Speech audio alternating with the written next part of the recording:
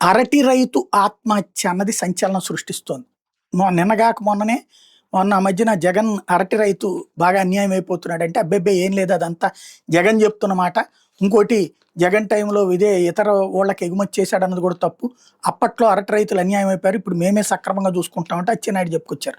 తీరా చూస్తే ఇప్పుడు అరటి దిగుబడి గణనీయంగా వచ్చిన ధరలు లేక అమ్ముకోలేని దీనస్థితిలో బలవన్మరణానికి పాల్పడినటువంటి అనంతపురం జిల్లా ఉట్లూరు మండలం ఎల్లుట్ల గ్రామానికి చెందినటువంటి చిల్లా నాగలింగమయ్య ఇప్పుడు ఆయనకి సంబంధించినటువంటి అంత్యక్రియలు వేగంగా చేయించి పంపించేయడం మీదన ఆగ్రహం వ్యక్తం అవుతుందంటూ సాక్షి ఒక కథనాన్ని ప్రొజెక్ట్ చేసుకొచ్చింది.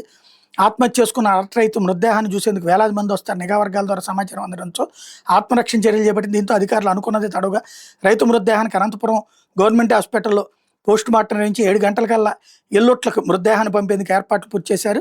వాస్తవాన్ని శుక్రవారం ఉదయం 10 గంటలకి సాకే శైలజనాథ్ ఆధ్వర్యంలో రైతులందరూ అరటి రైతు మృతదేహాన్ని సందర్శించాలని భావించారు. వేలాది మంది రైతులు అనంతపురం ప్రభుత్వ ఆసుపత్రి దగ్గరికి వస్తే ప్రభుత్వ వ్యతిరేకత బయటపడుతుందని భావించిన సర్కార్ అధికారులతో డ్రామా నడిపింది. దీంతో అధికారులు హడావిడిగా అరటి రైతు మృతదేహానికి పోస్ట్ మార్టం చేసి పంపించేశారు. రైతు మృతదేహానికి హడావిడిగా పోస్ట్ మార్టం చేశారని తెలుసుకున్న శైలజనాథ్ ఆసుపత్రి దగ్గరికి వచ్చారు. మృతదేహానికి నివాళులర్పించేందుకు వెళ్తుంటే పోలీసులు అడ్డుకునే ప్రయత్నం చేశారు. రైతుల్లో వ్యతిరేకత ఉందని, చంద్రబాబు ప్రభుత్వం ఉలిక్కిపడుతోందని, తక్షణం అరటికి మద్దతు ధర ప్రకటించి ఆదుకోవాలంటూ శైలజనాథ్ ఈ సందర్భంగా డిమాండ్ చేశారు. నాగలింగమయ్య కుటుంబానికి అండగా ఉంటామంటూ కింజరపు అచ్చెన్నాయుడు తాజాగా హామీ ఇచ్చారు.